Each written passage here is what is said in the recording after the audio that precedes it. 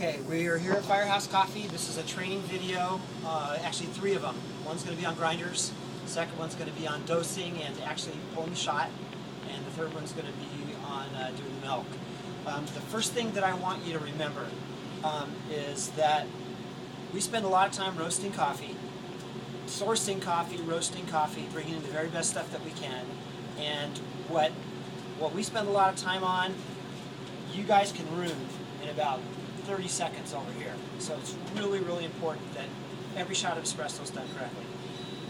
The first thing that I want to talk about is grinders. You need to remember that this grinder controls every single aspect of the espresso shot. This does not control the espresso shot. Tamping does not control the espresso shot. None of these things control. All this does the same thing every single time that you turn it on. It reacts the same way.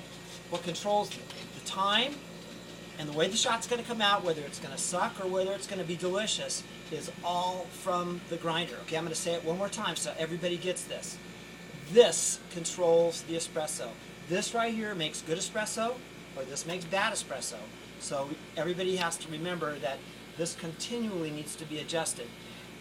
When the temperature warms up and it dries out, shots are going to run faster because the coffee in here is going to dry out a little bit, and you need to turn the dial and make the coffee a little bit more fine. The finer the coffee is, in other words, just the finer the grind is, the harder water is to travel through it, so it's going to run the shot slower. When shots start running slow, conversely, you need to make the grind a little bit coarser because you want the water and the pressure to run through a little faster. Okay, the ultimate shot is controlled only by the grinder. One other thing before we move on to the next thing, I don't want to see, or at least I would like to not see everybody do this. Okay, when the grinder's on and you're pulling this thing back and forth a gazillion times, that's pointless. It's not really what I want. What I want to see happen is turn the machine on.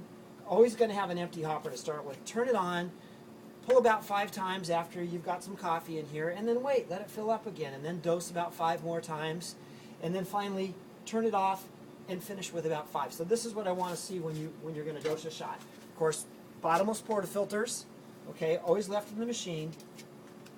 When you dose a shot, I want to see you do this technique as far as pulling the handle. I'm not going to worry about grind right now. I just want to show you this. On it goes. Let it fill up a little bit. Okay? 1, 2, 3, 4, 5. Just wait. There's no reason to keep on yanking on this thing. Customers sitting at the bar or out here, they don't need to hear that. Okay? One more time.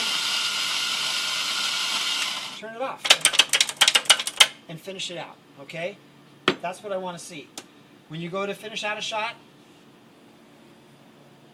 I don't really mind if you hang the portafilter over the top of the hopper like this, because generally bottomless portafilters they won't drip like a conventional filter will. So because you got most of the moisture out before you hang it over the top here. So anyway, we're going to stop right there and talk about the dosing on the next video. But for this video, the thing I want you to remember, the most important thing, is the grinder. This right here controls every aspect of the coffee. So the harder we work over there, roasting, getting coffee sourced, bringing the best stuff in that we can, you guys either make it or break it with this, not the espresso maker, with the grinder. Okay, really, really important. So anyway, that's the end of this one, and the next video is going to be on dosing and tamping and pulling a shot.